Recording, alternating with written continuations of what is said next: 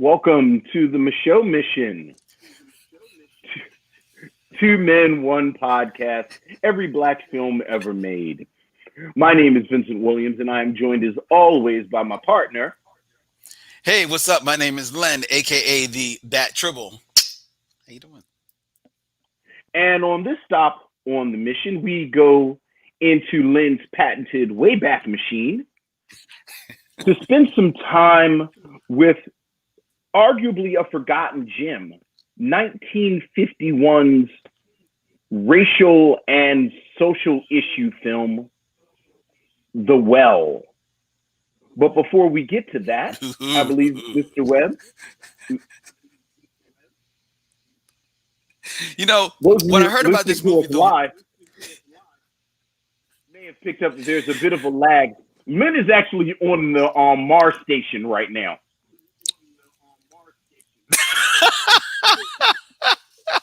So it's going to take about 2 seconds for my audio to reach Mars.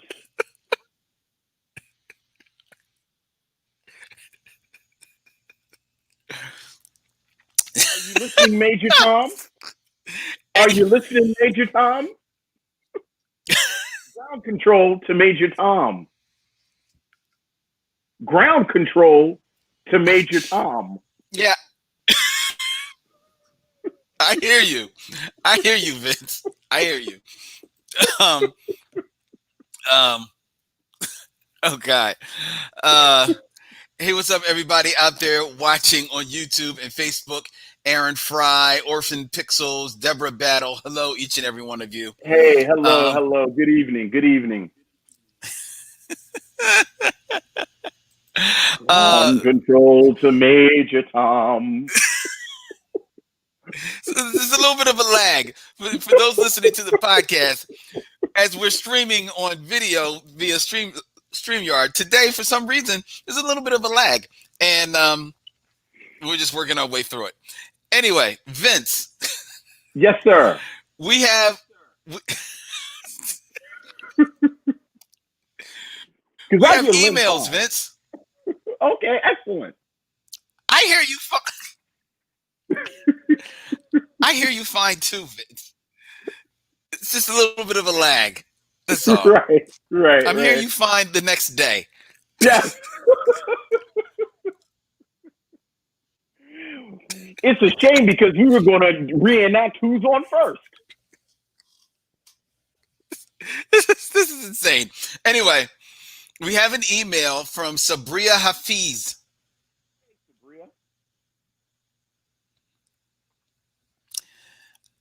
I thoroughly enjoyed your live episode with Elizabeth Wellington when you reviewed Slight. Remember Slight from last week, Vince? I do. Elizabeth was a lovely guest. I always love when you have...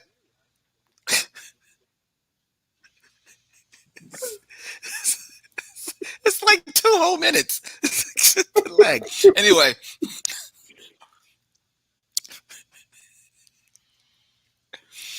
I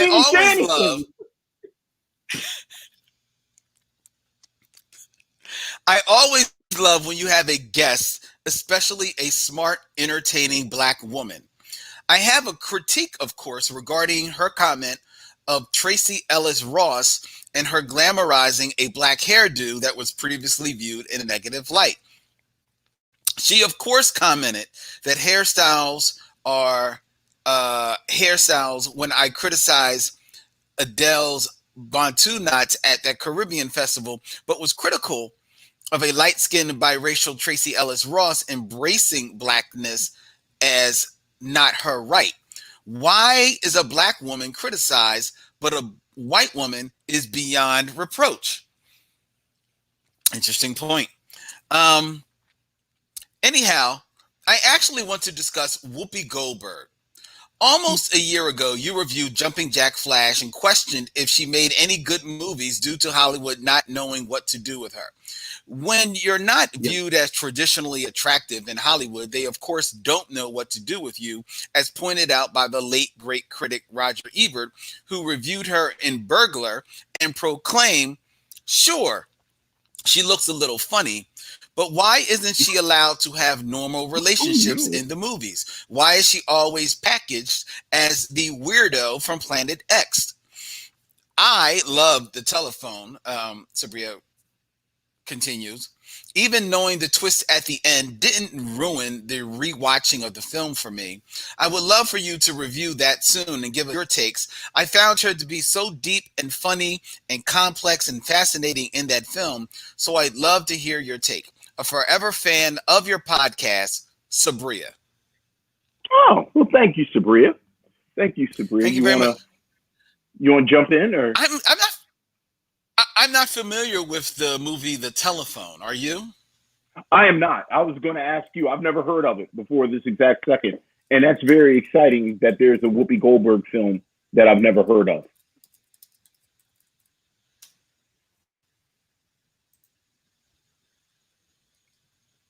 You're pulling it up? Vince is frozen on my side, so I feel like he's talking. No. I didn't hear anything. All I said was I've never heard of the telephone, and then you start click-clacking, so I thought you were pulling it up.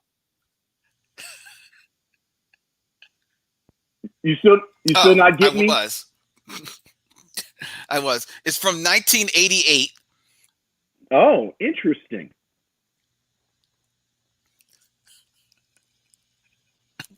This is going to be a fun show tonight, ladies and gentlemen. You know what? The film is from 1988. You know what? It stars Whoopi Goldberg. Len, hold on. Time out. You know what I'm going to do? Hold on. Let's see if this works. Because we black people. And if it's one thing black people know how to do is improvise. Let me see if we can do this.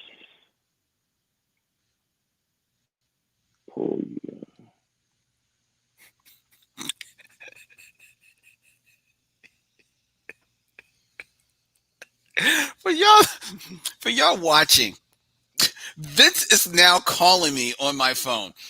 Answer the phone. Answer the phone, Negro. I'm answering my phone in real time on the air, ladies and gentlemen. I'm putting him on the speakerphone. Hey Vince, what's up? You hear me? I hear you. In real time? I hear you in real time. Yes, Vince. I have you on the speakerphone. Boom. Put the speaker down. This is how we gonna do the episode. Okay. See? So we just have a conversation. All right, then hold on a second. What I'm going to do is I'm going to then, oh my God, this is funny. I'm going to put my phone back on a Bluetooth. Okay. So that I can have it in my ear. Okay. All right, now you're in my ear, in my phone. You know what? I'm going to take it even a step further. Let's see if I take my earbuds off of the computer and put it right on the phone. So I'm going to take this.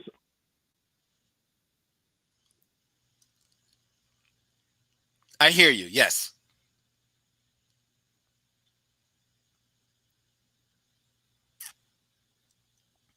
Okay, I'm hearing you fine in my ear. This is fascinating viewing for the people. This is funny.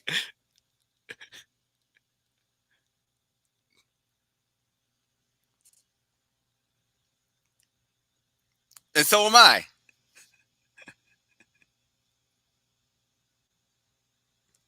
Okay. All right.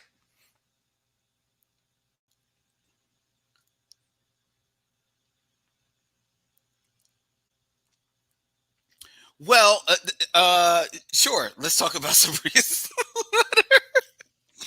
Well, first, I want to talk about the telephone because I hadn't heard of the movie, or at least I didn't remember it. It's from 1988. Stars Whoopi Goldberg is an out-of-work actress who starts doing prank phone calls, which create a chain of events. It's the one and only film directed by the late Rip Torn, famously of the Larry Sanders Show fame. Oh, okay. So you never heard of it either. Okay. Me neither. I was not aware of this film. Now, Perhaps that's because it was made on a budget of $2 million and grossed $99,978. Perhaps that's the reason why we never heard of this film.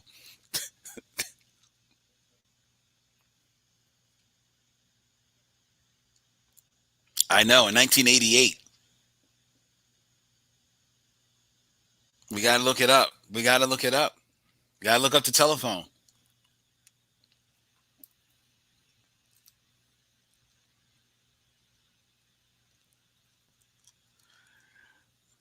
Okay, Vince, I'm looking at the comments because I thought this was the thing.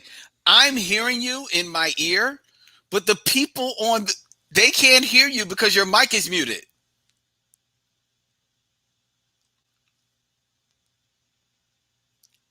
And I talk through the computer like this. Can people hear me now? They can hear you, and I can hear you real time because I've got you in my ear. All right. Then look again. Right now, we just created jazz in hip hop, in quilts, in chicken and waffles. Like we just did that. We just did that. We did. And if you give us a week, we gonna make the shit look good. You know what, Len? I was driving.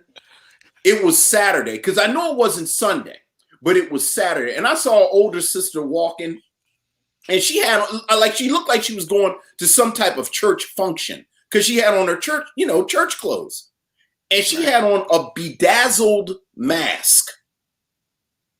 Right. Face mask. And I said, boy, you give black people 15 minutes and they'll make anything fly. So here we are in the middle of a pandemic, old black woman. She had a bedazzled face mask. And I said, that is all right.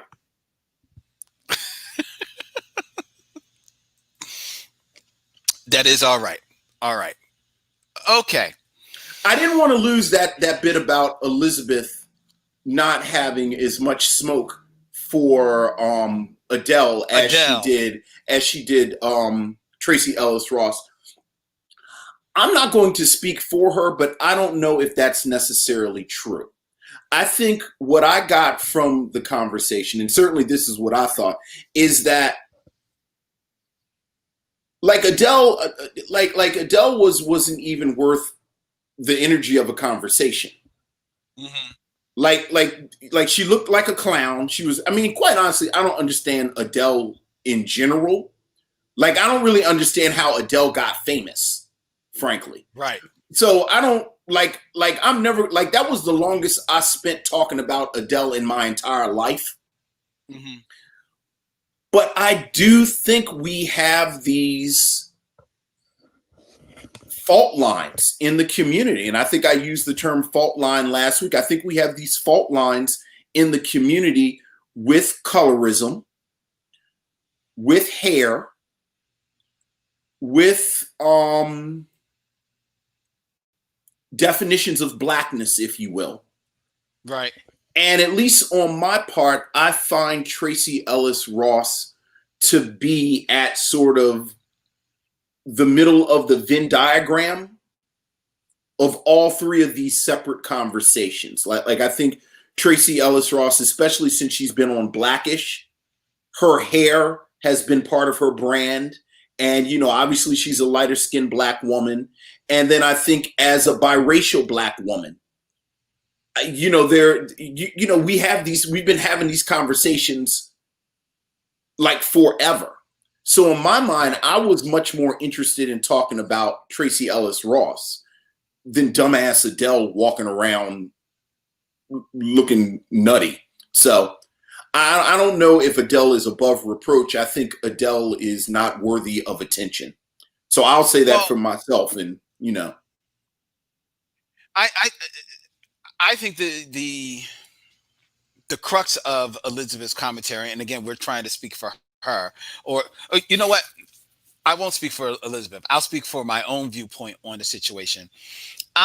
First of all, I didn't have any problem with Tracee Ellis Ross and her hair on that cover. I was fine with it. I mean, I don't think it's the most becoming hairstyle for her, but I don't think it's the most becoming hairstyle, period. And that wasn't the point of it, to be becoming. So I was fine with whatever commentary she was trying to make by appearing in that hairstyle.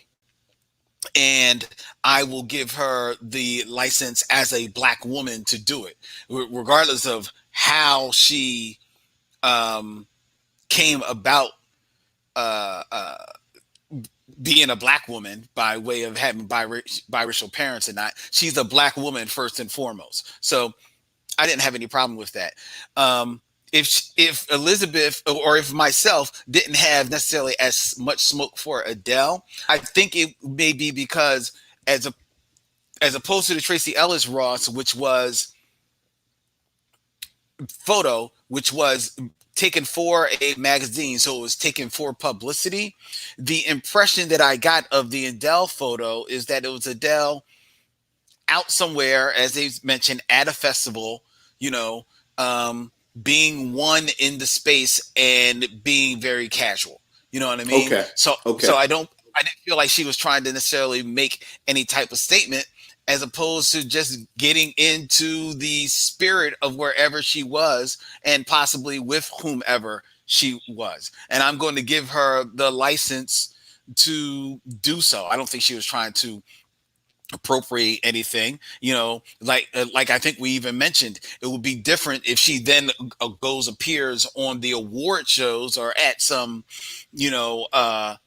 talk show venue or something like that in the public arena, with that hairstyle. Then we're having a different conversation.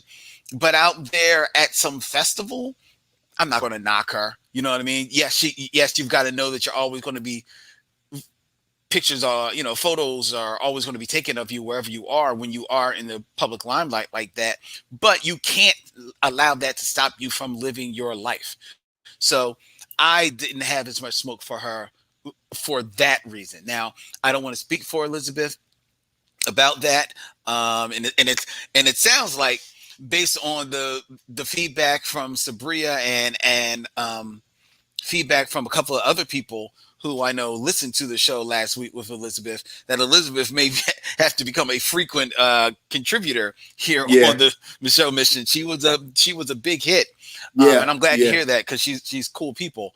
But that was I believe that was her main read on the situation. Like, again, I don't necessarily agree with her opinions in regards to Tracy Ellis Ross on that photo, but I think that's why it may have come off as not, as equally smoky on the Adele side as it was on the Tracy side. Right. And I will say this about the Tracy Ellis Ross thing.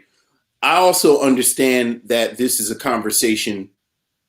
I mean, just sort of the nature of this show, it's just me and you talking most of the time. But like those three issues, I kind of colorism and how it affects Black women and hair and all of that. Like, I actually do way more listening than talking with that conversation. Right. And part of the reason I was kind of interested was because, Elizabeth was a woman. She was a Black woman. And I wanted to hear where she was with that. But, I'll end this portion with Sabria. We'll try to do better. There you go. And thank you, everyone who writes us and shares your feedback with us. We welcome it. We really appreciate it. We always look forward to checking it out. And if you want to share your feedback with us, feel free to email us at micheauxmission@gmail.com. The email address is up there in real time on the screen for you to check out. And it's micheauxmission@gmail.com. Email us all of your thoughts. And Orphan Pixels says, yep, Len, my point last week as well. So someone else says, thank you, Orphan, for sharing that. Vince, I don't know if you were aware, but last week, or actually not even last week, just a couple of days ago, was the 2020 Emmy Awards. I know. and boy, did the Oscars are so white. I know, but not the Emmys. I think me and you won an Emmy.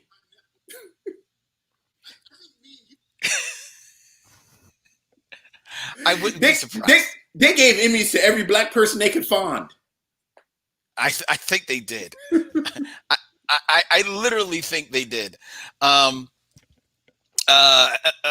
We both were big fans of the HBO limited series Watchmen. Yes, sir.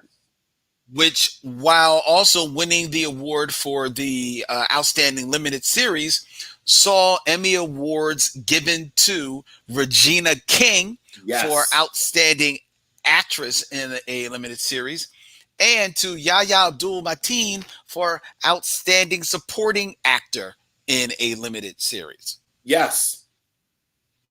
That was really cool. And I actually appreciated something that Yahya said during his acceptance speech. I'm going to touch on that a little bit later on in the show. But I was really happy to see both of them win awards, as well as HBO was like housing things. Zendaya, who you and I probably know mostly from the new Spider-Man films, Homecoming and Far From Home. Zendaya won for HBO's Euphoria, their teen angst drama. Are you have you watched this show, Euphoria? I don't watch Euphoria, but I have to say I know her because I have a teenage daughter, and she was on KC Undercover on the Disney Channel. So Zendaya has been in my house for years. Okay. Yeah. See, I was introduced to her in the Spider-Man films. Sure. I heard she got there by way of Disney, but I was like, okay. For all I knew, that meant they saw her at Disney World and say, "Hey, do you want to make a movie?" So I didn't know. I will also say, though, I was very interesting to note out that usually when the award times come around, they are shouting out the fashions of the awards, and I only saw one person being shouted out for their fashion, and that was Zendaya. That was her who when I saw the picture, I was like, wow, she really looks very nice. She looks very nice. And what I appreciated in her acceptance speech is that while being thankful for being recognized and being gifted for the award, she, along with a lot of other people, took that moment to shine a light on all that has been going on as far as with the Black Lives Matter movement and keeping Breonna Taylor's name out there like Regina King did. And considering that this was a young girl at the very start of her career, for her to have the wherewithal to, and the presence of mind to do that first and foremost in her speech, because that was the bulk of her speech, I think speaks very highly of her and very highly of the generation to come. She's a pretty capable young lady. I'm happy with her. I'm happy for her career. It somehow didn't. Well, not somehow. It didn't reach the Micheaux Mission Facebook page group. But I'm super excited about Dune. Oh, yeah, that's right. She's in Dune. Oh yeah. So I'm very happy for her, and like you, I like her a lot. Cool. And there were also other winners. Uzo Aduba. I may be mispronouncing her name. I apologize if I am. She won for a supporting role in the Mrs. America limited series. That was, I believe, is on Fox and also Hulu. That series. Your man, Dave Chappelle, won 2 awards. Yes, he did. Yes, he did. For, And yes, he did. He has some for comments outstanding too. writing. Yeah. Oh, yes, he did. If you Yes, go to he our did. Facebook group, someone has shared those very explicit comments from Dave Chappelle. Yeah. It's funny. Just on a whim, I was actually listening to an old Dave Chappelle comedy concert from 2000, Killing Them Softly. I was actually just listening to that today while I was doing some work. Mm-hmm. It was funny. It was funny to listen to that. This special, which is 20 years old. It was filmed in 2000, and one of the jokes is about how white people have discovered that black people are being beaten by the cops because they saw a story about it in Newsweek. Yeah. Oh yeah. Oh yeah. Oh yeah. I mean, look, man, you and I are old enough to remember the conversations around Rodney King and how it really was like people were flabbergasted by what was going on with the police. And yeah, did you watch the OJ documentary from ESPN? The OJ, to which? Oh yeah. What's it? Is America Boasters OJ Simpson?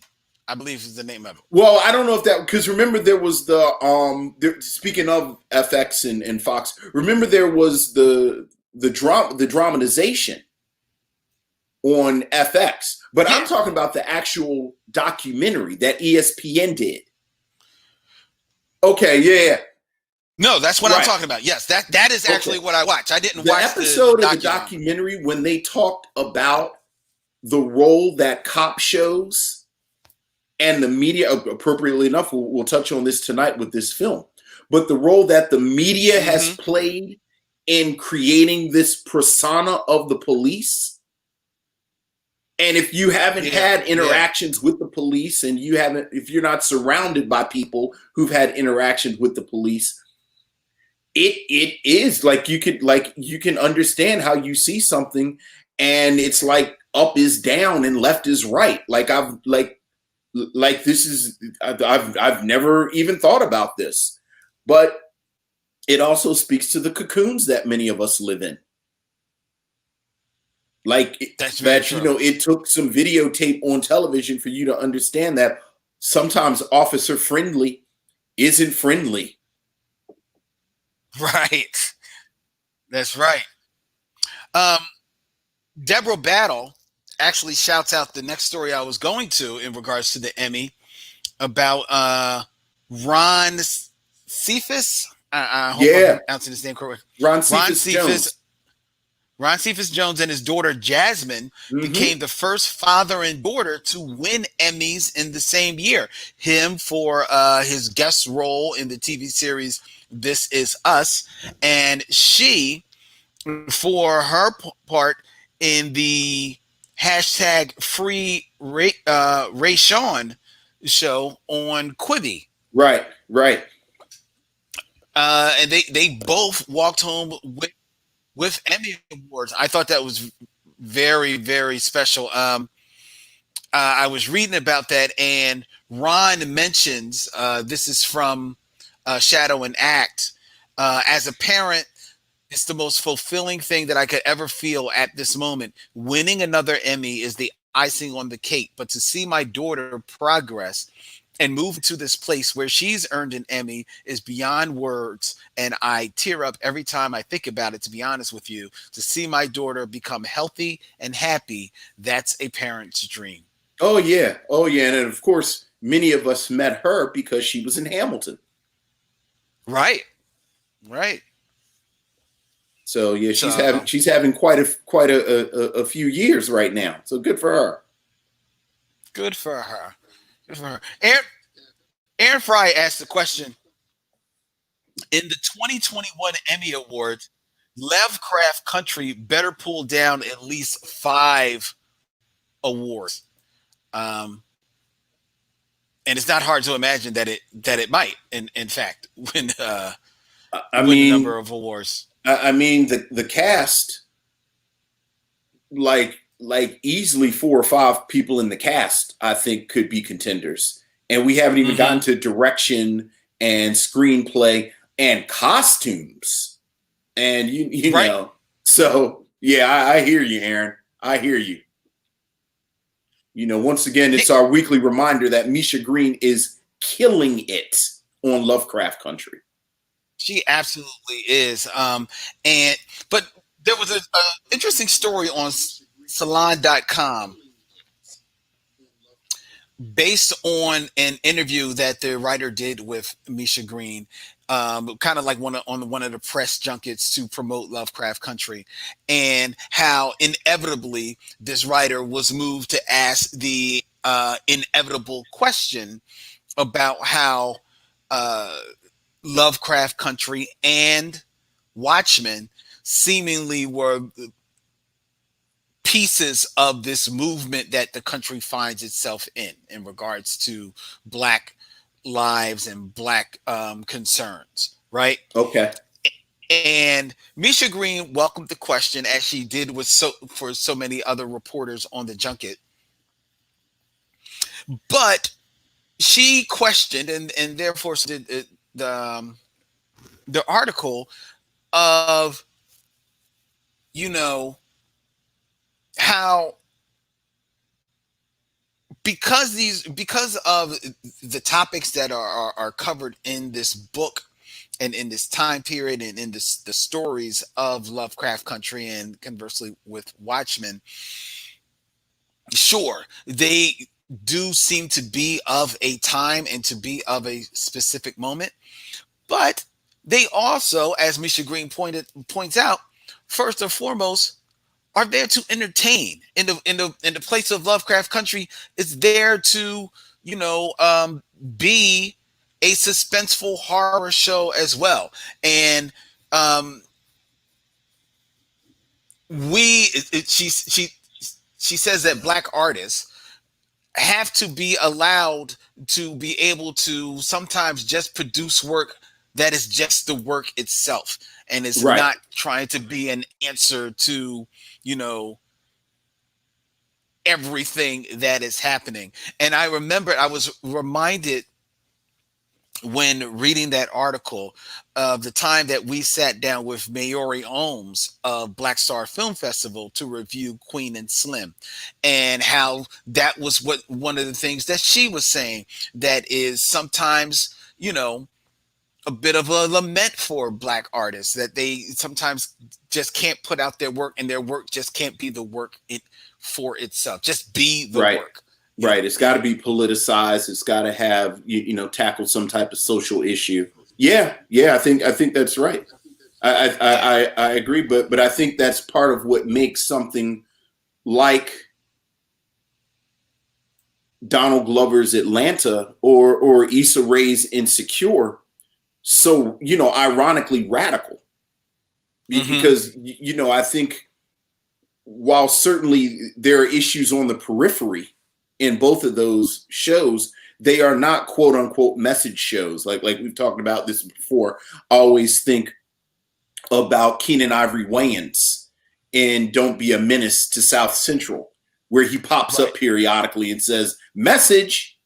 And I think Misha Green's absolutely right. Although I would say that that Lovecraft Country is probably a bad example, because I think it's sort of baked into it that it has these social concerns at the root of it.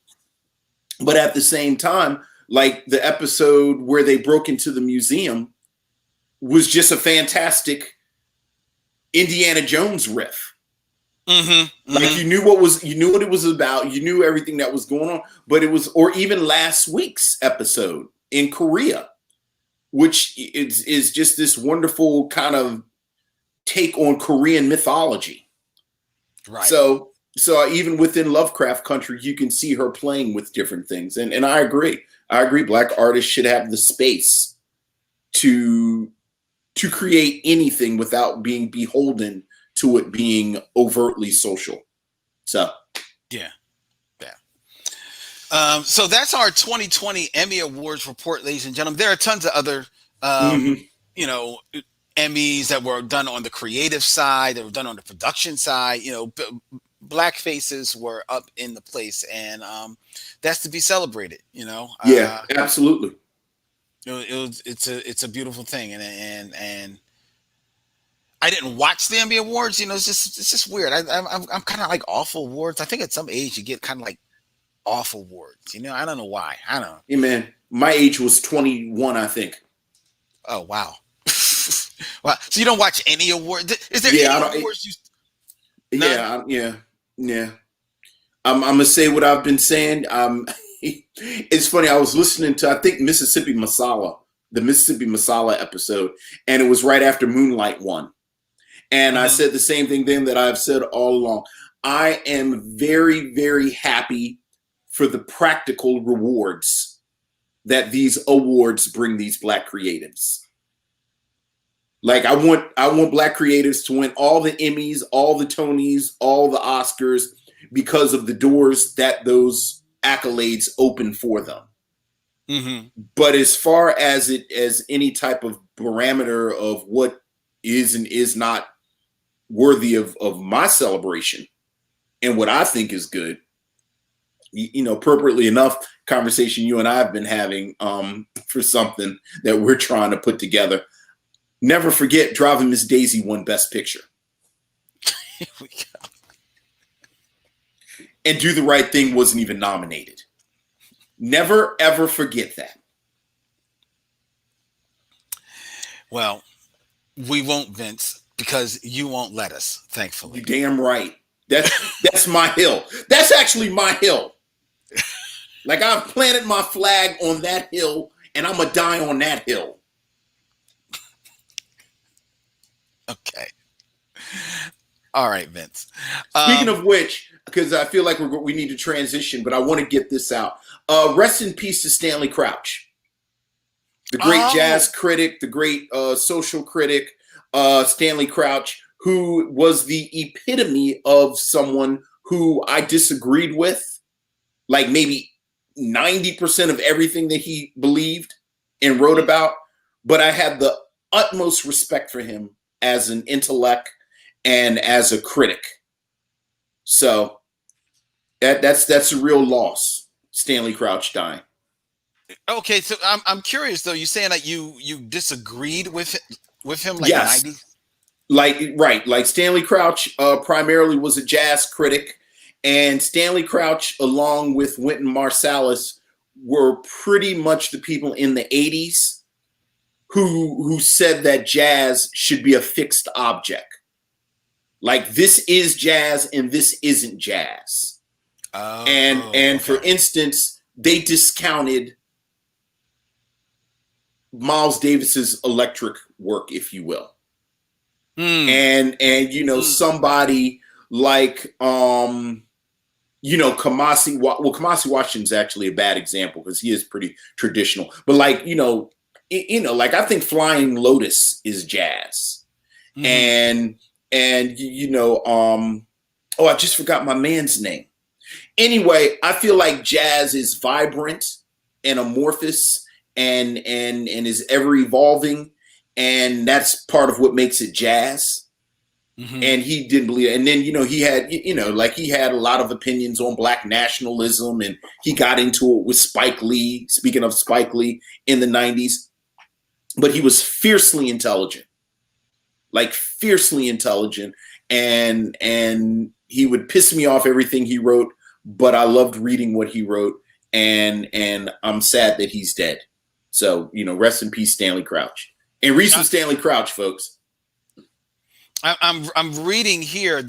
Robert Boynton of the New Yorker wrote about Stanley Crouch, saying enthusiastic, combative, and never averse to attention. Crouch has a virtually insatiable appetite for controversy.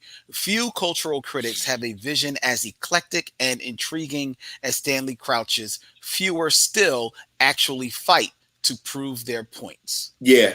Robert Glasper is who I was thinking of. Robert Glasper is one of my favorite artists of the past 10 years. and I don't know how much Stanley Crouch would let Robert Glasper come into Jazz House. So, okay. But yeah, Wynton Marsalis said that he was his best friend. Yeah. Oh yeah. Oh yeah. Yeah. I mean, look. That sort of classic jazz renaissance in the early mid '80s. Oh, we're not supposed to talk about Bill Cosby anymore, but Bill Cosby, Wynton Marsalis, and Stanley Crouch. Like, I really do think the three of them kind of did a reset on how we talk about jazz.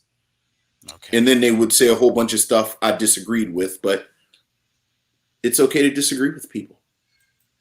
Anyway, I wanted to shout him out and make sure that's, make sure we talked about him a little bit.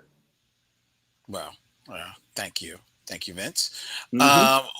With that, ladies and gentlemen, it is time for us to get into our review of 1951's The Well. The Well. All right. Now, frequent. I had to give myself an editing pause. I saw it. That was very nice. I thought you had froze again, but then I thought you had frozen in actual time. I thought there was a glitch in the Matrix. No, I did give myself an editing pause. Now, okay.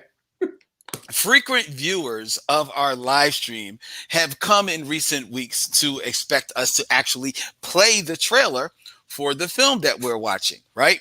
Now, that's right. The Well, the movie The Well, which is available on YouTube in its entirety. I believe the trailer may actually be out there as well. But a funny thing happened with our review of Slight last week. You wanted some more views, Lynn. We wanted more attention. Well, we asked for it and we got it. Because apparently the makers of the film Slight did not appreciate us playing the trailer of the film during our review. It probably didn't help that during said review, there were some negative comments made about the film itself. Right. So what happened was that the makers of Slight sent a friendly little copyright notice over to YouTube and said, "Hey, yo, we want to shut this thing down right here." So our YouTube review of Slight was no longer available because the trailer was in there. It wasn't a warning. They just shut it down. We got a cease and desist. Which is fine. That is their right. Hey, so man. I'm not knocking them for that. But to avoid such hiccups in the future, no more trailers. So instead, what we will bring you, ladies and gentlemen, during the time that on the podcast, you'll be listening to the trailer and then going right into a review, me and Vince will bring you here watching us on the stream a little bonus commentary that we like to call Trailer Talk. Now, Trailer Talk, right. Which is basically us talking while the trailer would be playing. While the trailer is being, and we have to do this because I feel like it's like that part in Goodfellas where Henry got popped the first time.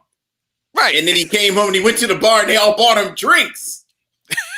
Exactly. It's our first cease and desist. It's our first cease and desist. Hey, pop the cherry. Yeah, I see Paul Sorvino coming down the steps too. Right. Because, Mike D and Real Black gets them like every week. We pick it up. So so now we can roll with Mike D. Right. Now we can roll with Mike. He has all that wonderful footage and interviews, and I swear every 2 weeks, Mike is like, "We got another notice from YouTube. We got to figure." I'm like, "Dad, Mike is actually fighting a good fight." Yes. But no, not the Micheaux Mission.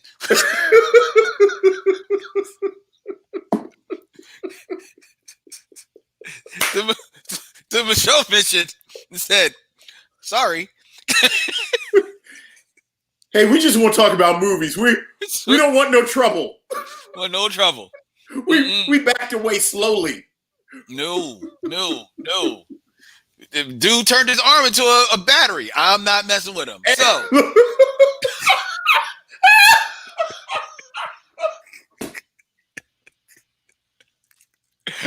So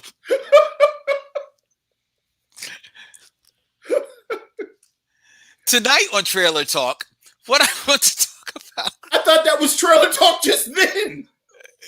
No, I actually have something I want to talk about. Oh, okay. All right. Fair enough. So, I mentioned earlier that Yahya Abdul-Mateen had given a very stirring acceptance speech for his Emmy Award, right? Okay. And I'm going to read part of it to you now. In his acceptance speech, among other people, acknowledging his mother and father, he acknowledged his fellow Emmy winner and on-screen love interest Regina King for, and I quote, being the best scene partner that I can ask for. Watchmen was a story about trauma. It was a story about the lasting scars of white domestic terrorism.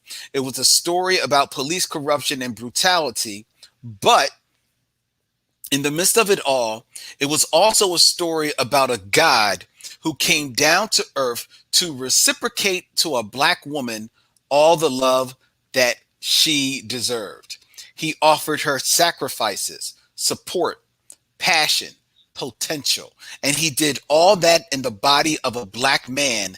And I'm so proud that I was able to walk into those shoes. So I dedicate this award to all the Black women in my life, the people who believed in me first. I call you my early investors. I love you. I appreciate you. And this one is for you. Thank you. That's all right. When I read his acceptance speech, I was actually very, very moved by that. One, to think that this is a man who, again, we talk about how young these performers now are into their careers, right? Like Yahya Abdul-Mateen just got his screen debut in The Get Down, which was maybe 4 or 5 years ago. Yeah, I was about to say. I mean, we talked about The Get Down. Right. And look at where he's gone from there, you know? And now he's scheduled to play Bobby Seals in the Trial of the Chicago 7. That's the next movie that he's got coming up. But what I was moved about was his recognition of his role and what his role said about Black men and what his role said about Black men's perception and appreciation of Black women. Okay. I appreciated that. And what I also appreciated was just his understanding and reflection of what Black women have meant to his life. And I'm not going to put you on the spot in any way, Vince, unless you feel like this is the spot you wish to stand in with me. Okay. But today on Trailer Talk, I wanted to take a brief moment, without naming any names, right? But to say that one of the things that I am cognizant about in my life is that I have a lot of good friends. You are one of my dear friends, Vince. I have my best friend, Calvin, who I love very deeply. I have a lot of great friends. But the majority of the friends and people in my life who mean the absolute most to me and have meant the most to me throughout my life have been Black women. And it's not because Black women have been number one in my corner, even though they have. Um, but it's just because, you know, I was raised by my father and my brother-in-law, both who have since passed away, and watching those two men in the way that they treated my mom and my older sister, you know, I was always cognizant of exactly what they did for them, their relationship with them, how they got along with them, even when they argued, when they bickered, when they laughed, when they went out, um, how attentive they were to one another, how much they listened to one another, how much both of those men relied on those two women, and how much support they offered to those women as well. And it has always been my goal in life to have that same type of relationship reflected in how I get along with women in my life, specifically the Black women in my life. And I'm not going to lie that, you know, there was a moment when I was a young buck, when, you know, you're out there doing young buck things and you out there running wild. But I quickly realized that, yo, this is just this ain't cool. This is not cool. And there was one day I remember I wasn't even I was walking up the street. I was at a family vacation, and my girlfriend at the time was with me, and we were walking up the street, and I found myself walking ahead of her, right? And I was not even cognizant to it, right? And my mother and father came walking past me, and my mom talked to me, and she whispered in my ear, "Your father's mad at you." And I said, "Why?" And he said, "Because you're walking up ahead of your girlfriend like that." And I said, "Really?" And he didn't even tell me. He was just upset. And that stayed with me. I was like, "Oh man, like, damn." And it is always resonated with me in the back of my mind whenever I deal with a Black woman, that I even though he's not here, I don't want to do anything that would put me in a bad light with my father. Um, and I think that has grown to how I have an utmost respect for Black women. My best friends in the world, truly my best friends. You know, I have like maybe two or three brothers who are good friends of mine, and I've got about 7 or 8 women who are just equally as good of friends with me. You know, it's why, you know, the women that I've been privileged to be in relationships over the years, that for the most part I still get along with them, because I cherish, you know, regardless of what happened between us, I cherish what we had for one another, and I will always, you know, rep for them because they were good women despite whatever happened between us, right? I just have such an immense regard for Black women, and I love when I see other men champion that same ethos, that same message put in out there. Um, and I was actually just moved to tears by his acceptance speech, um, and it was really great. So I just, in some type of small way, to those who are in my life who follow our show and are watching now or listening, I just want you to know how much you mean to me. I got nothing but mad, sincere, motherfucking love for y'all. I love y'all all. Y'all are the reason why I'm here doing what I do. Y'all are the reason I am the man that I am. And thank you so very much. And I will work very hard to earn whatever level of affection you have for me. I will work every day to be worthy of it. That's all I want to say. Peace. All right. Well, you said it all. What Lynn said. Plus, you know, man, I've been married. I'll be married 21 years in a few weeks. Wow. I love sisters.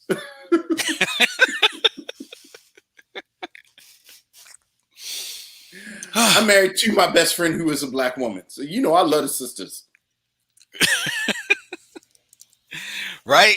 Okay. Look, man. They're the best. Yeah, they're the best.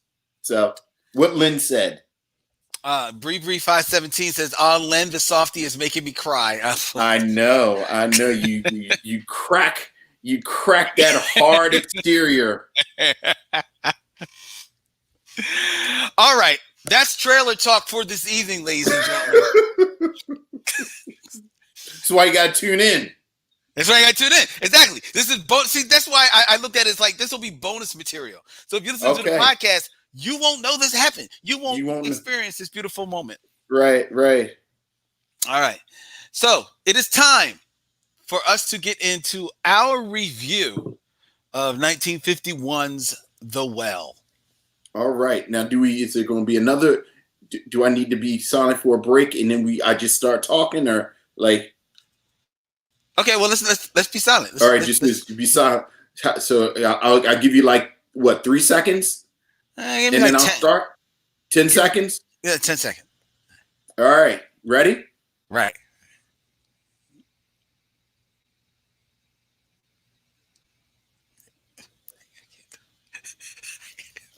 Why'd you put your fingers down? I cut my fingers. What is wrong with you? I lost count. I lost count. Are you drinking? What is? Oh Lord! Oh, you didn't say all that because you were drunk, were you? I love y'all.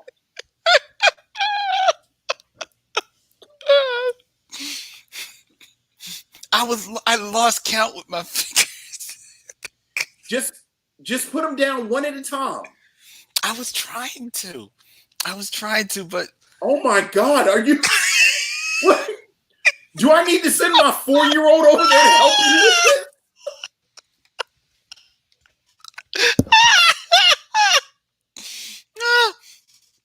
Oh God! I dropped. I knocked over Micheaux. And you just talked about how much you love sisters. Look at you. Look at you. Strong black woman with the sword, and you knocking her over. Hypocrisy.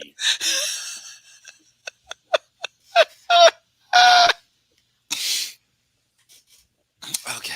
All right. Look.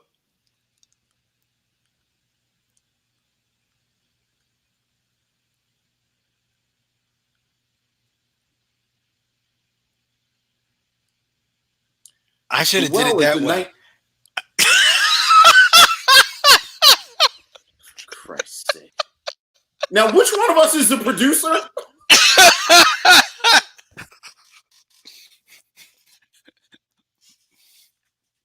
Hey, this is the type of stellar work that gets featured in the Houston Chronicle, my friend. That's right. Deborah Battle said, "How do you lose it counting to 10?" Deborah, it's a lot of pressure.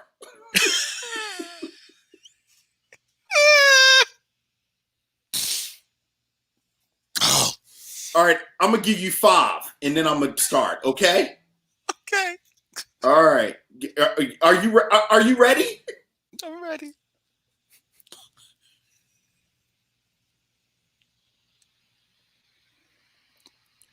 The Well is a 1951 American drama directed by Leo Popkin and Russell Rouse and starring Richard Rober and Mady Norman.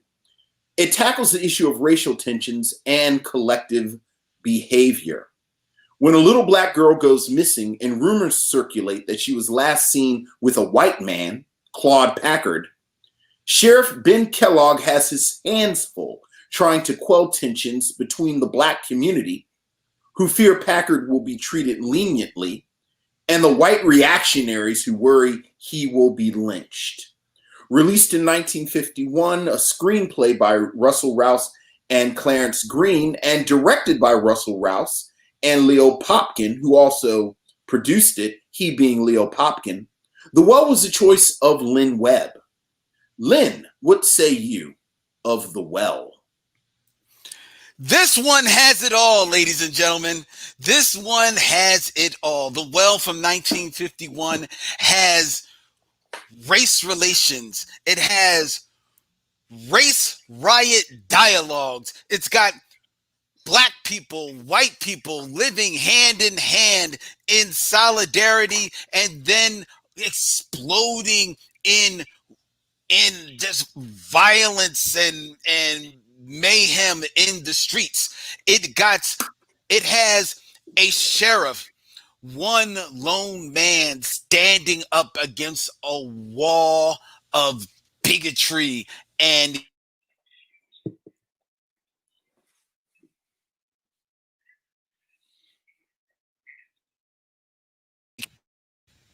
insane.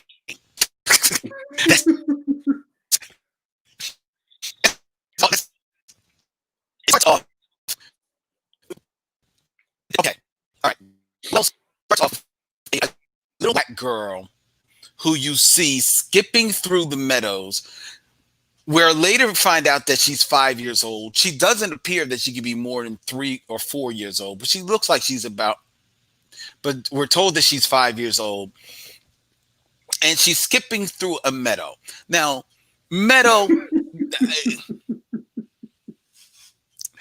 Meadow's not really doing what she's justice. She's skipping through dry grass, in fact. Actually, more to the point, as the movie comes on, this 5-year-old is skipping down the road. And no, not, just skipping down a lane. No, the road. We know it's the road because it's that same street we later see cars driving down. This was the street that this little black girl was skipping, 5 years old, on her way to school. Because apparently in 1951's Anytown, USA, Black people felt, sure, it's time for you to go to school, honey. And they just opened the door and let their little 5-year-old just go skipping tra-la-la out the door to school. We'll get into, where the hell were these people living in just a moment. But this little black girl is skipping along, falls into an abandoned well or the shaft of a well. It's not like she went climbing up. When you picture a well, you picture like this rock formation with like a little right hood on it and a bucket that would be let down into to scoop up some water. No, this well is a hole in the wall. A hole in the earth. It is literally like this doorway to hell that she falls down in the middle of this dusty field on her way to school. I don't know how this is on her way to school. It apparently somewhere along the line she got off the beaten track. Right.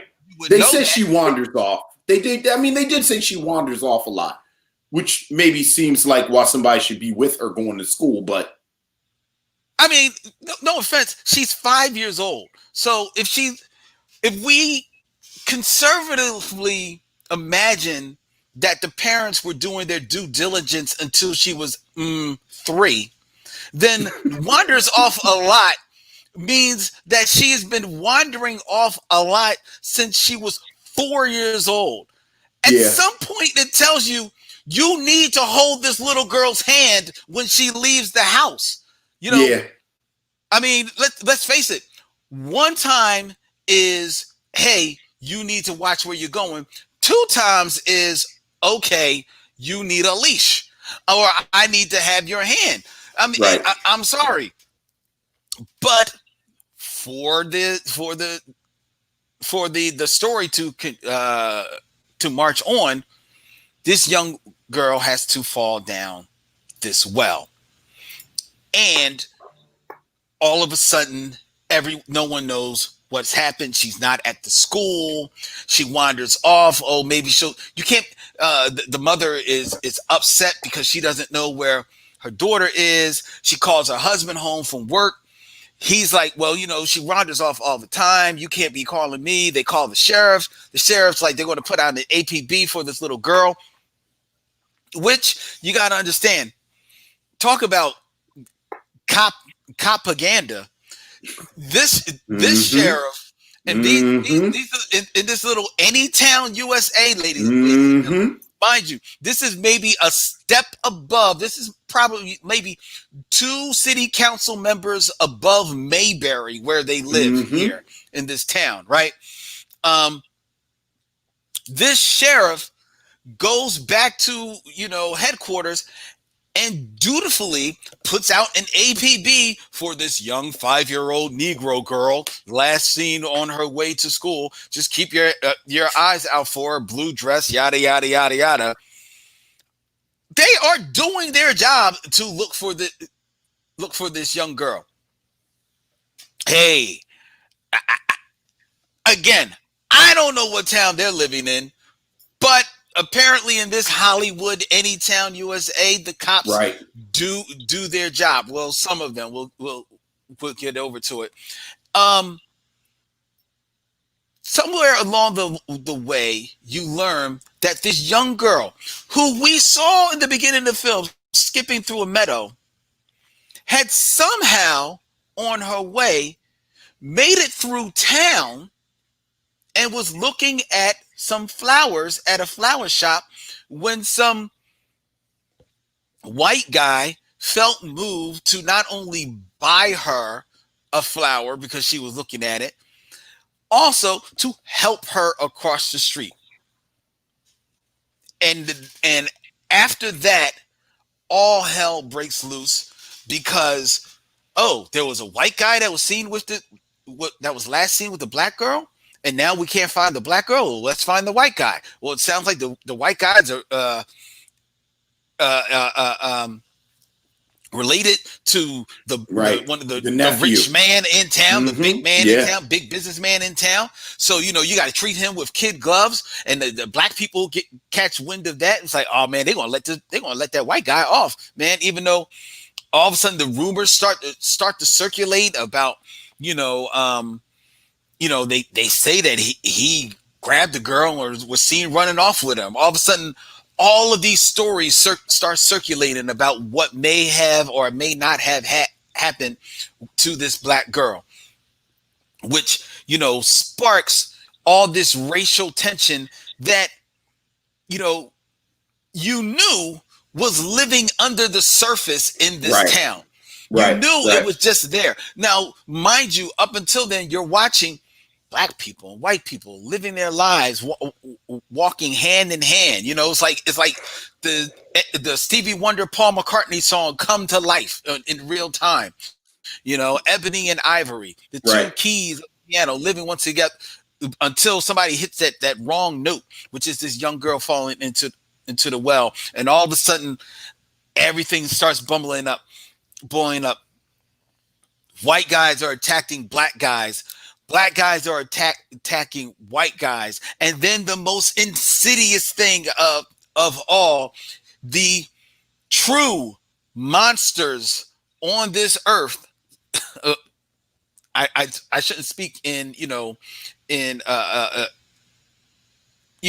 generally like this, but a white woman not only ratchets things up, but creates, everything else is just based on rumor and innuendo, what they think may have happened because this white guy was seen with this young little black girl, and no one knows what happened. So everybody starts, speculating to, let their imagination run wild with what may have happened in that scenario. But no, some young little white teenager, however, because one of her white boyfriend doesn't give her enough attention, she feels in the moment, she feels moved to create whole cloth that there was a black man that actually deemed to hit on me. And you're just going to let this black man hit on me? And that just sends everybody through the roof. And the next thing you know, you have race riots in the streets of Mayberry, USA, or pseudo Mayberry, USA, as this unnamed town is come to be known in this film. Now, one thing you have to know about this film going in is that The Well is loosely based on a true story. It's loosely based on the story of Katie Fuchs, I believe, from the late 40s, early 50s. A young 3-year-old girl actually fell into a well, and unfortunately was unable to be rescued from that well. She actually died before they were able to reach her. When the writers of this film wanted to make a movie of this, they had the thought, what happens if you change the race of that little girl? What happens then? And I will have to say that is an ingenious stroke to do with this story, because it could have been very easily to just run with the story of Katie Fuchs. It was a popular story of its time. It was almost the rescuing of her from the well was a live event that was broadcast on the then very new television screens. It unfortunately had a bad ending because when they pulled her body up, she was no longer alive. But this was a live event that captivated the nation at the time. So they could have easily just ran with that story. But to change the race to a black girl does invite you to have a lot of biting social commentary in this film. The problem with that, though, is that this social commentary is still very much through a white lens. And because it is through the white lens, this film very much tries to have it their cake and to eat it too. So while at the same time, this film villainizes this town for running off with innuendos and rumor and the ensuing racial violence that it stirs up in this community, it also wants to redeem those same enactors of this violence by having them all join in for the rescue of this little girl.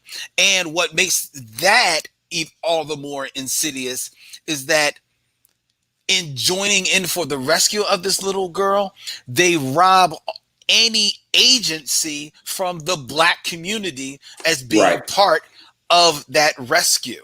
The black community who were rightfully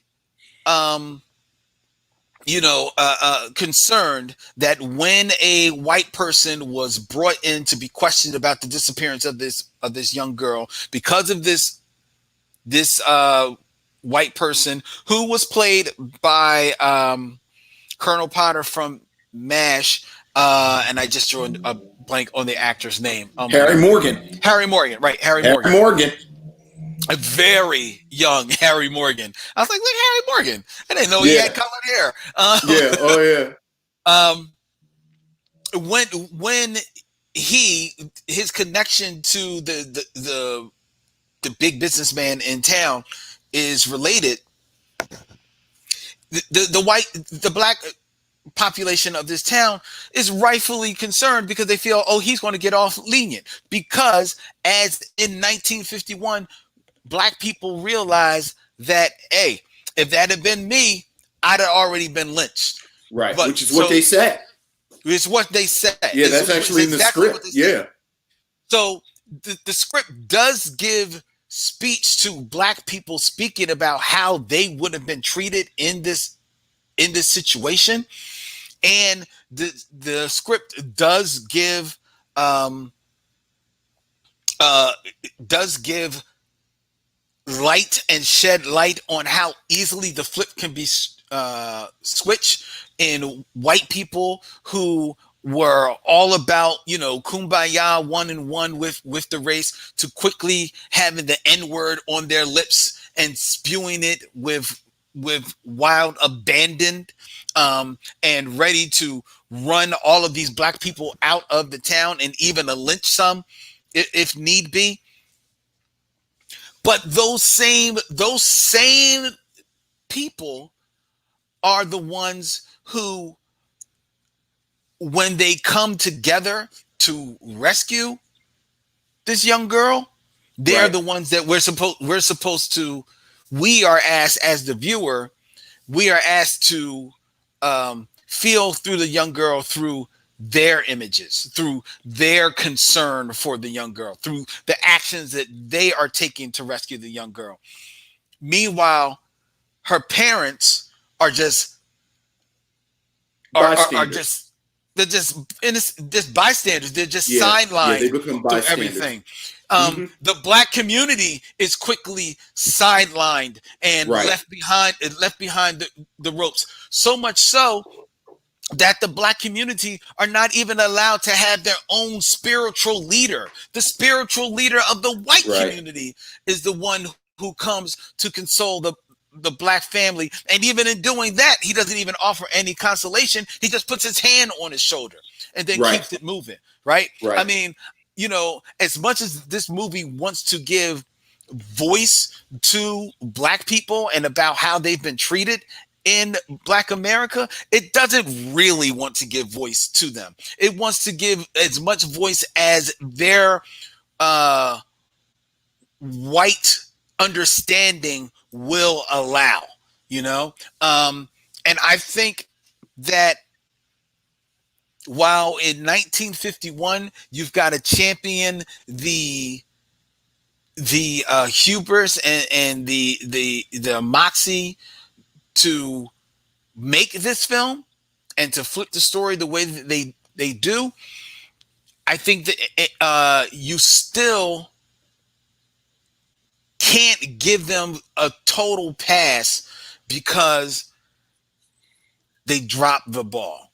And I think they realized they dropped the ball because the only way that they villainize these white people so badly through the first hour of this movie that they spend a whole nother 45 minutes rescuing the girl, because it's going to take you that long That's up to possibly forget how villainous they were so that they can be redeemed at the end. And I think that is really a shame, because not only do they sideline the parents, not only do they sideline the black community, they even in a way sideline the young black girl, because outside of hearing her voice a couple of times over the radio, her voice is not even allowed to be heard in this film, even so much to the point that when she is rescued from the well, you don't see her.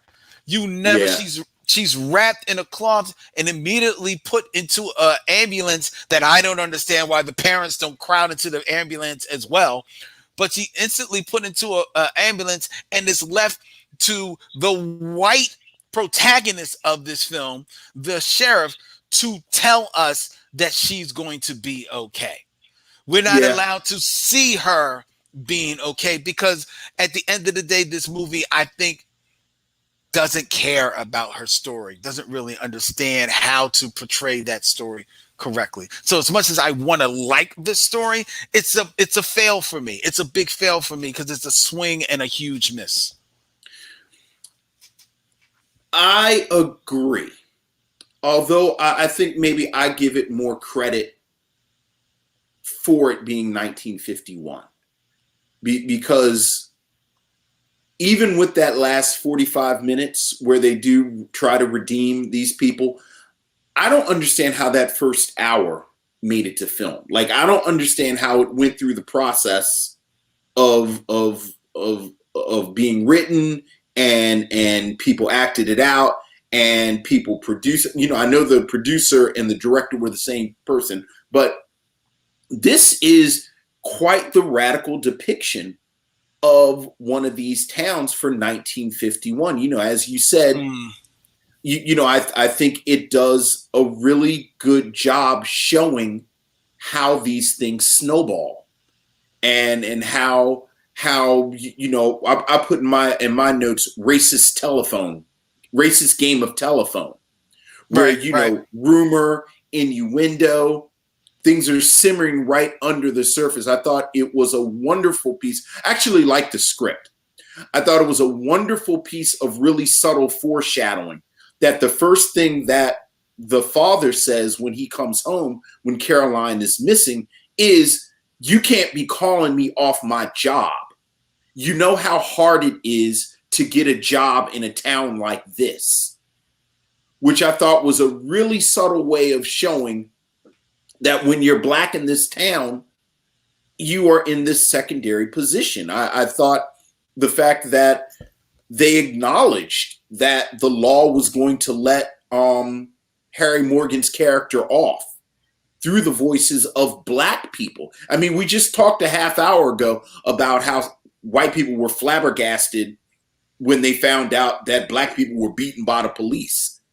And even if we go to Rodney King was 30 years after this film, where you had Black people acknowledging the difference in the treatment from the law.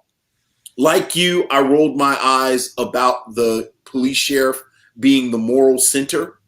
But, you know, it's 1951, and by it's 1951, it's America. Like, if we cut this off right now and turn on CBS in a half hour, CBS is going to have 3 hours of heroic white guy cops. And that's just like that's what they do. So for 1951, I don't know how you expect anything else.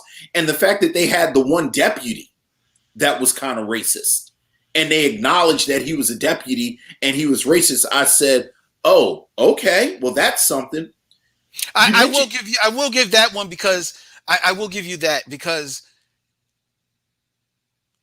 they acknowledge him being racist, but they also I will say that they also acknowledge that he didn't see himself as being racist, which is often he saw himself as just being, you know, every day, you know, because his racist was the most insidious. It was just very subtle, you know. He saw these white guys and Black guys fighting, and both of equal. No, he didn't. He said he saw a Black guy who attacked 6 white guys. That's right. He said he attacked 6 white guys.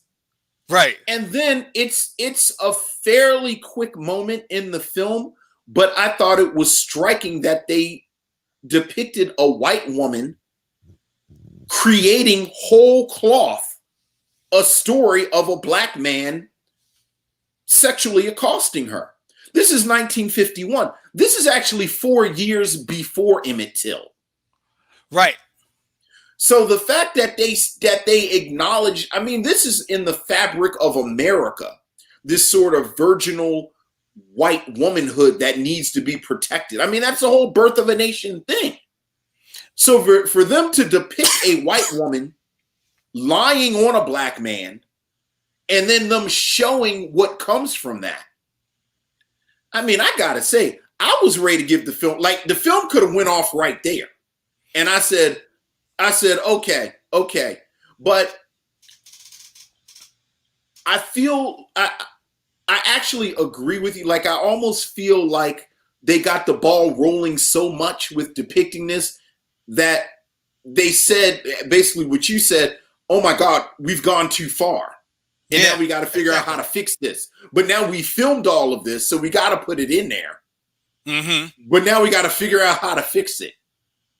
And you're right. The last 40 minutes are almost undo the rest of the film. I do have to say, I thought, just from a filmatic point of view, the imagery of them creating the shaft, I thought was pretty well done. Like I really enjoyed them creating the shaft and coming up with the plan, and yes, if you turn it on right then, you would think this was a film just about white people, because now we got to bring the white experts in to deal with all this stuff. And yeah, that is jarring after this entire film. But look, I think, look. See, but my thing about them building that shaft, which there's a part of that, because like we said, that is literally 45 minutes. And there's a part of that which I can appreciate, because sometimes in films,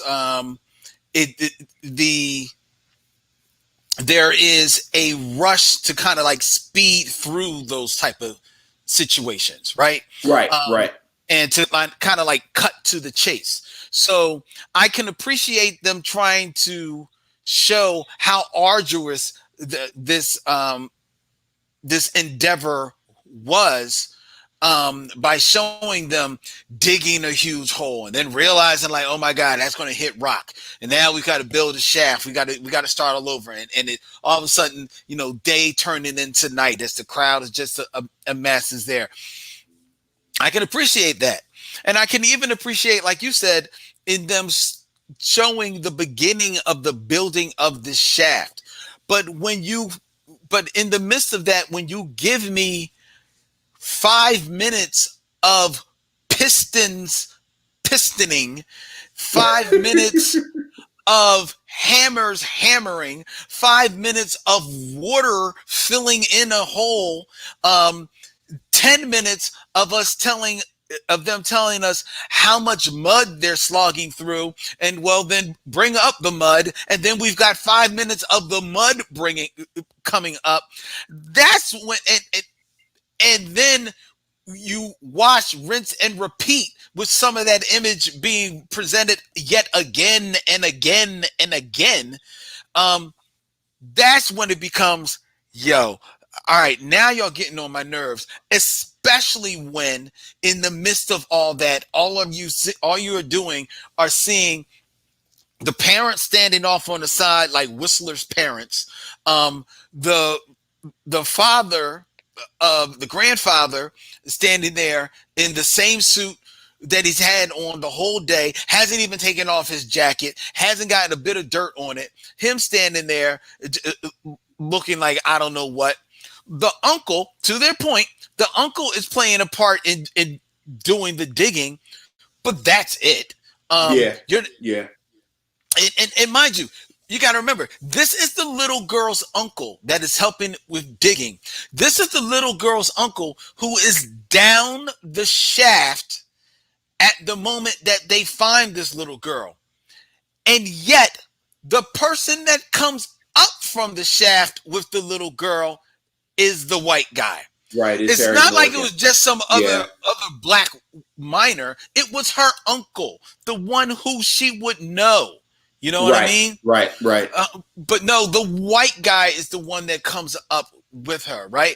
And all of that is just a deliberate attempt to redeem these people. I agree with you. That first half is radical. It is radical to think that in 1951, this movie already knew that, yes, white women lie on black people.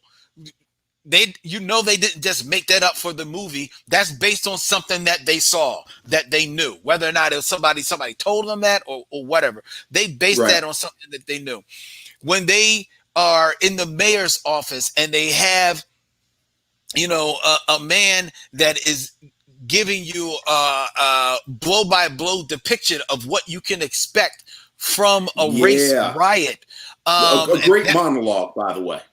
A great monologue, and I believe that was by Ernest Anderson, one of the very few, actual actors that was cast in this movie. A lot of it is just people pulled from this town that they filmed it in.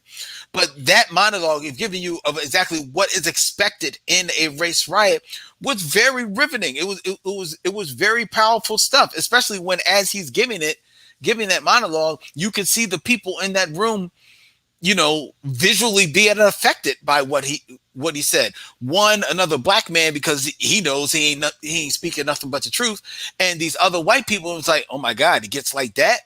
So Right, that the right. opening part of this is radical, and parts of it could almost be a documentary of that time, right? But that's that's the swing. But then the last 45 minutes just lets all of that off, and it Right. just and it is such a waste. Right. It really is. I wanted to champion this film. So in your mind, because in my mind, while yes, it tries to redeem them, but it also it's also I thought a good depiction of the duality of these. Like in my mind, yes, it lets them off the hook, but then it also says it's sort of like my ongoing beef with the Greatest Generation thing, with talking about these old white guys in World War II and the Nazis and they're just heroes, but these are also the exact same men that came home and enacted segregation. And racism and all of this stuff. Like, I kind of like that they're the same people. And this film shows that they're the same people. Like, by the end, Packard gives this like kind of knowing wink to his nephew. And he's almost got this roguish charm. He's smoking the cigar. But this is the same guy who said, I'm not going to let some nigger kid ruin your life. And was putting together an actual lynch mob. Right. So right. I kind of look at it that way, that I almost like that. Like, I like that these are all the same people. So see, I don't like that. I don't like that because that same guy, like you said, again, one of the known actors in this movie, Barry Kelly, playing that role to the hilt. He is the person, he is, as the big man Packard, the guy who says, I'm not going to let some nigga kid ruin your life. He is the one that is putting together a lynch mob, right? He is the one that is like incite, ready to just set the town on fire, daring the police to stop him. You know what I mean? Yeah. So he is that person. But by the end of the movie, like you said, he seems like he's just a rogue. You see like his roguish charm. He's got the wink with his nephew, who now the nephew, I think, played by Harry Morgan, I think you see the duality in that nephew because one, you realize that, well, we always knew because we saw the little girl fall in the well. We always knew that he was innocent. So you see the duality in him in that, hey, I didn't see a black girl looking at a flower. I saw a little girl looking at a flower. So I bought her the flower. I had like a couple of dollars. I bought her a flower. You know what I mean? And then I realized she's 5 years old. Why is this 5-year-old girl on the street by herself? Right. Let me make sure that she can get across the street. Right. And not wander off. Exactly. You know what I mean? Like now, Pennywise is in the sewer talking about, we got candy and balloons down here. Exactly. You know what I mean? So you see the duality in him because after being put through the ringer by the police, after having the whole town of black folks coming for his head, he's ready to get up out of this town when it actually realizes that he is innocent. He's like, yo, I'm sorry that your town exploded, but I don't live here. I'm out. To my wife and 2 kids. You know what I mean? I'm going. I don't care if I never see y'all again. I'm out. Right. But he does come and show up because he realizes that he has skills that they need to get down into the shaft, right? And he's not begrudgingly doing this, and he's not doing this out of any sense of loyalty to his uncle or anything like that. And a part of him is probably not even doing it out of you know, any type of loyalty to the little girl. He's doing it because that's who he is. At his heart, he is the guy who just bought the little girl a flower and helped her across the street. He is a good guy, right? So that's where you see, to me, the duality. This film wants you to let Big Boss Packard off the hook. This film wants you to 100% let him off the hook because he came in with his big drill bit and his big tractors and dump trucks and everything, and created the shaft to get to the little girl. This film wants you to let his foreman off the hook, the one who was lockstep with Packard, ready to go find any black man that he can and hitch him to the back of his truck and drive him out of town. This movie wants you to let him off the hook because he got his hands dirty building up this shaft and going down in there and digging out the dirt out of there. This film wants you to let them off the hook because it shows you them in the camera, them being affected by, you know, rescuing this little girl, but it does not want to give any voice to how the black population, how these parents see that man, because they know which way he was really going. You know what I mean? Right. And regardless of him rescuing this girl, they know how he can go tomorrow. Exactly, because you have now shown your true self. The black people in this town, like you say, from the first movie, this was always under the surface. They pretty much were just living their lives waiting for this other shoe to drop. If it never dropped, great. But they were waiting because that's how they've lived their life. They know that the other shoe was always dangling above their necks. You know what I mean? Right. So it's like a shoe of Damascus. Exact. Nice. You like that, right? Very good. Very good. This is why you're on the mission, bro. So this is why we got to talk on the phone, because we keep it quick. So you understood their righteous indignation in being riled up as they were, right? Right. But the film, while giving voice to that, just lets that totally dissipate, and so much so that the last voice that we hear from the black voices is them just being up in arms about white people bashing us on his head. We're not invited to understand their resignation of her still being alive and what, oh my God, we are going to tear up this town. You know what I mean? We're not made privy to the open wounds that this town is still suffering. Going to have. Yeah. Because at the end of the movie, what you maybe get that because it's an aerial shot, it's a crane shot looking down at the ambulance drive away with the little girl.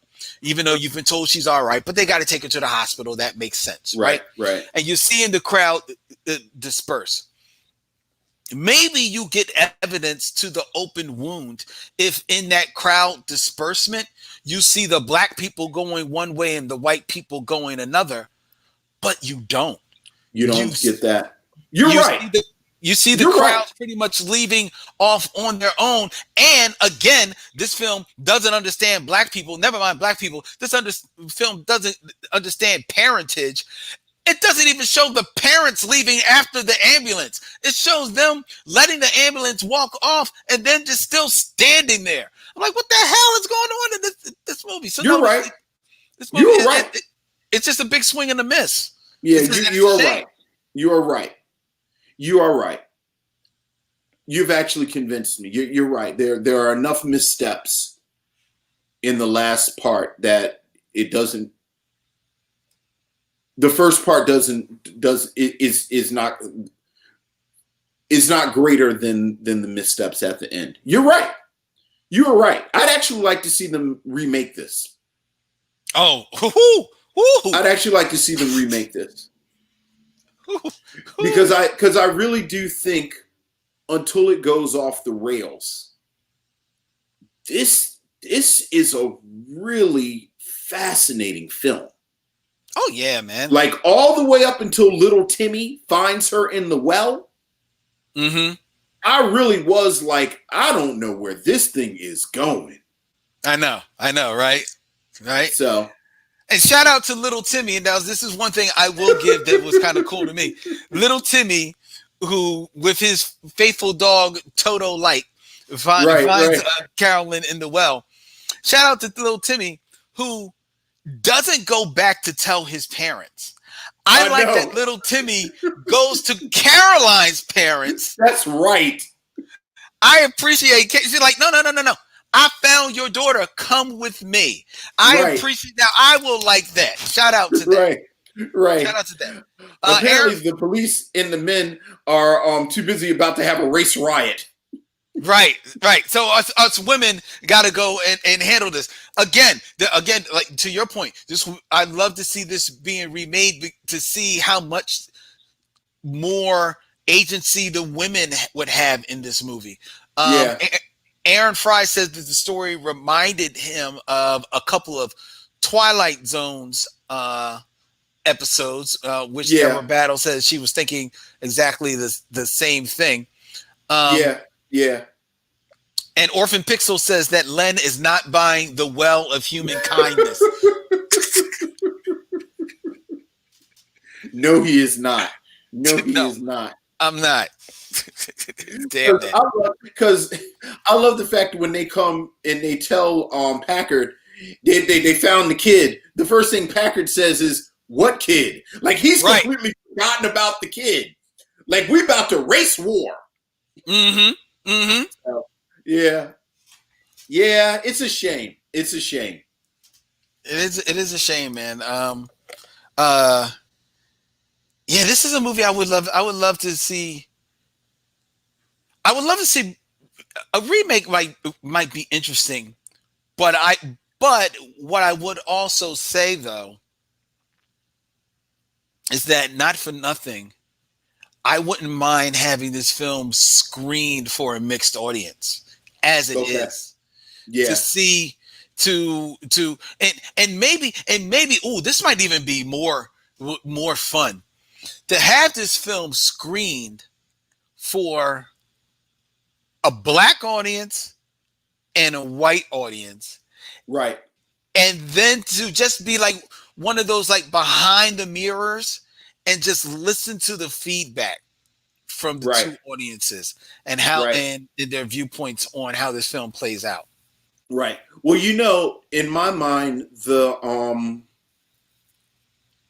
most beautiful example of that since Do the Right Thing, where you could almost break down the audience reaction racially by who was more upset by Saul's burning down than Radio Raheem getting murdered. You saw Get Out in the theater, didn't you? Yes, I did. You could actually draw a line down the middle of the theater of people's reactions when the police drove up at the end. Yep. So, yeah. That you're right. That was a little nice little experiment right there. I mean, not to get into Get Out, but I mean that's the form. Like that's the form of the horror movie. Like when the police show up at the end of these movies, it's like a signal that it's a return to normalcy. That now order has come back into the chaos that we've watched throughout this movie. Yeah. Unless you're a black man sitting next to a dead white woman.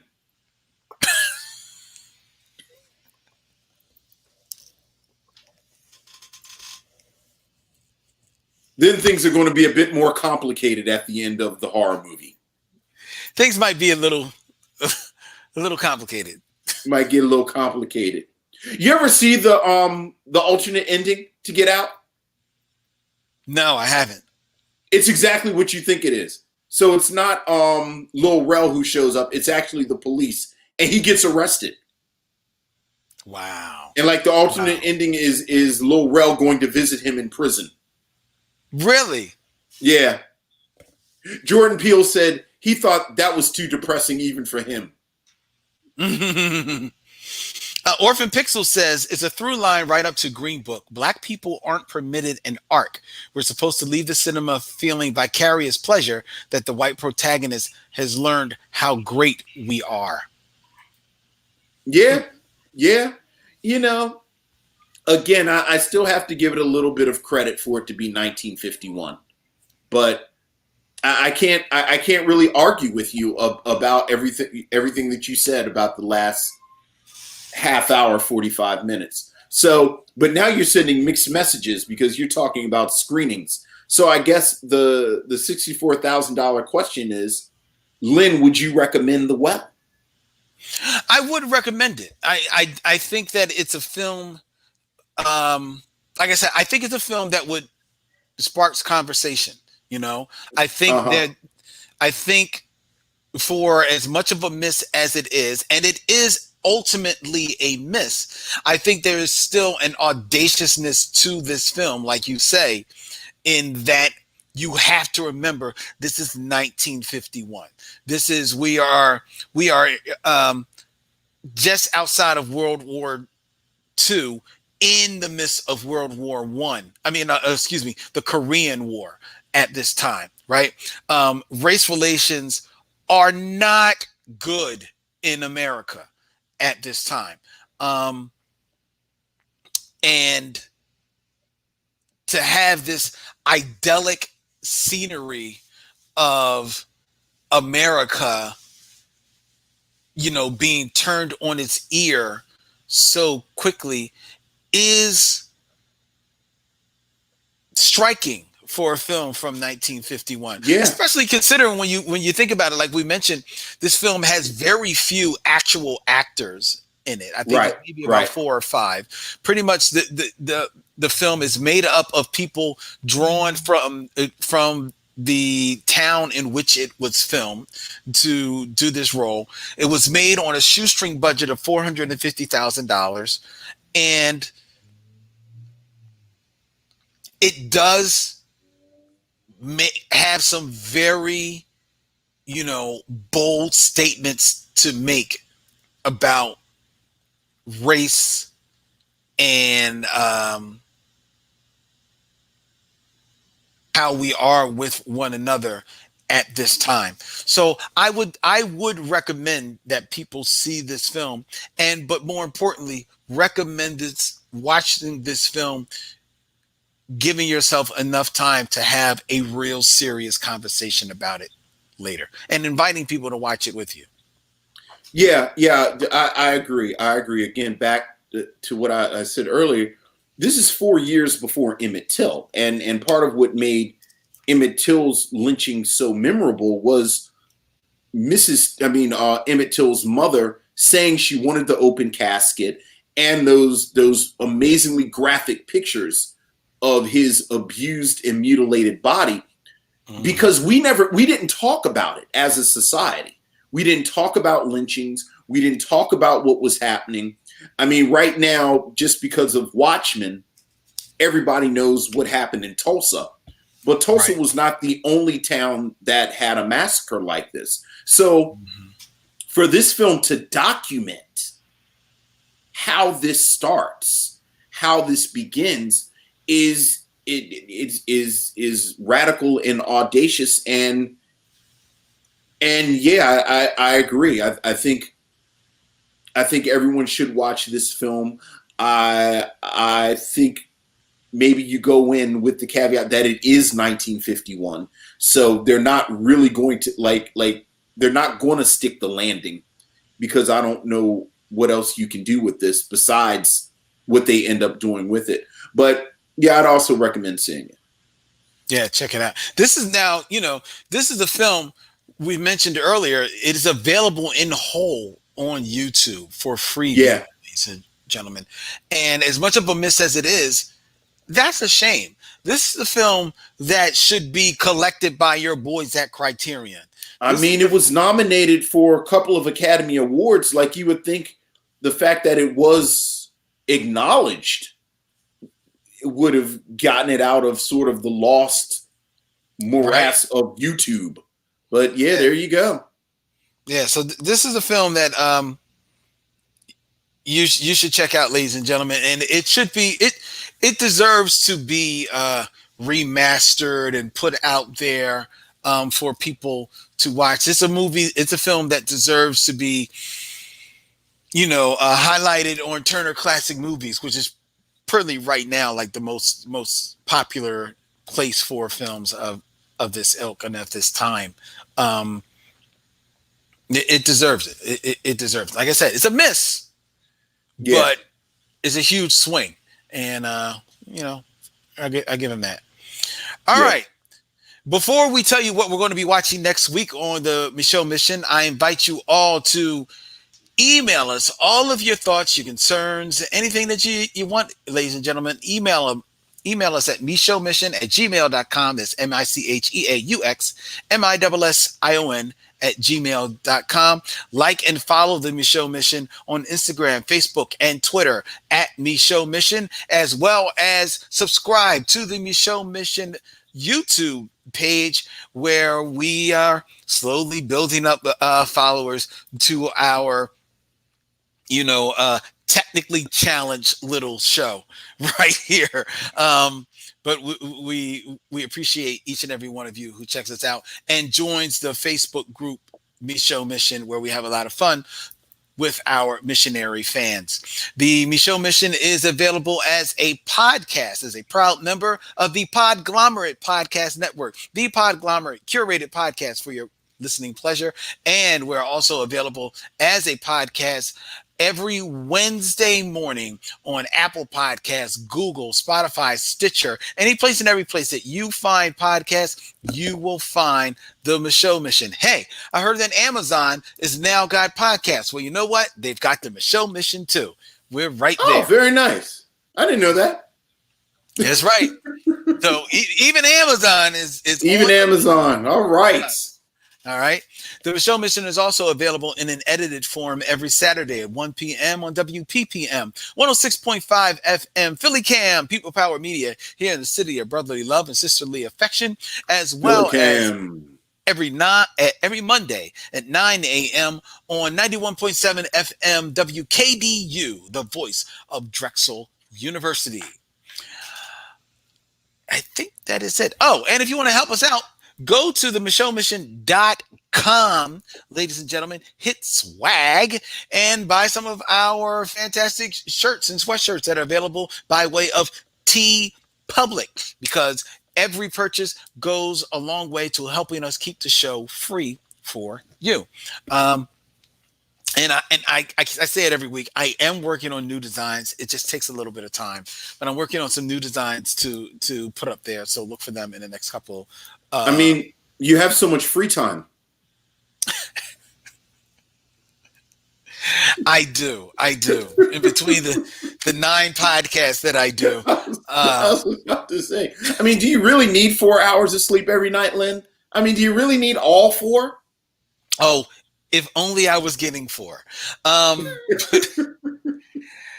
Anyway, ladies and gentlemen, next week on the Micheaux Mission, we are going to have a very special guest, Marcellus Armstrong of Scribe Video Center here in Philadelphia, will be joining us on the mission, and he is bringing with him, and it's not even because you asked, this brother just loves the movie, but it's a film that has been on the lips of so many missionaries over these past years, and we are finally going to sit down, review it, when Vince and I, along with Marcellus, sit down to review The Landlord. The Landlord. We finally get to The Landlord.